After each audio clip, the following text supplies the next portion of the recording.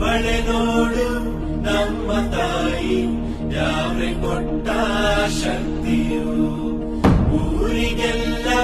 ಕಾವಲಾಗಿ ನಮ್ಮನೆಲ್ಲ ಹೊರೆಬಳು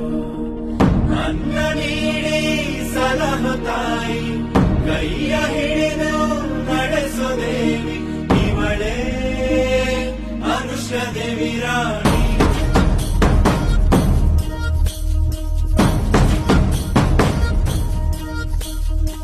ಮ್ಯಾಲೆ ಕಿರೀಟ ಕಣ್ಣಲ್ಲಿ ಮಿಂಚು ಮಹಾರಾಣಿಗತ್ತು ನೋಡು